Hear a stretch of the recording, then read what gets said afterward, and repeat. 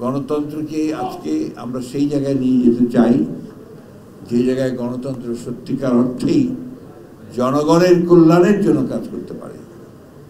মুষ্টিকতক লোক, গুটিকতক লোকের উন্নয়ন কোনো উন্নয়ন নয়। সমগ্র মানুষের, কৃষক, শ্রমিক, মেহনতি মানুষের উন্নয়ন যখন হবে তখনই আপনার সেই উন্নয়নটা, সংগ্রামটা সফল হবে। কালকে একজন বিখ্যাত সম্পাদক মহোদয়ের সঙ্গে আমার রাতে একটা আলোচনা চলছিল। সেখানে তিনি যে কথা বললেন সে কথা আমার খুব পছন্দ হয়েছে।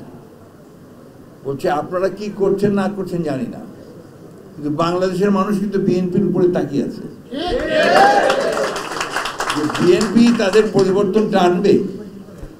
বিএনপি এই ফ্যাসিবাদ যে ধ্বংস করে দিয়ে গেছে, অর্থনীতি, সমাজকে, স্বাস্থ্য ব্যবস্থা, শিক্ষা ব্যবস্থা, এগুলো পরিবর্তন বিএনপি নিয়ে আসবে, এটা কিন্তু মানুষের আশা। ওই জায়গাটাকে আপনারা নষ্ট করবেন না, ওই জায়গাটা ধরে নেবেন এবং সেইটাকে যেন ফলপ্রসূ হয়, আমরা যেন সেইখানে পৌঁছতে পারি, তার জন্য আমাদেরকে কাজ করতে হবে।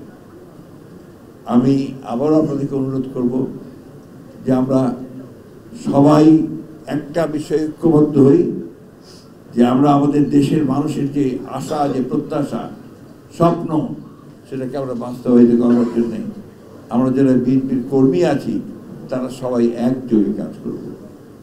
এটা সবাই একটু মাথায় মনে রাখতে হবে। আর একটা কথা মনে রাখবেন, একটা ষড়যন্ত্র চলছে।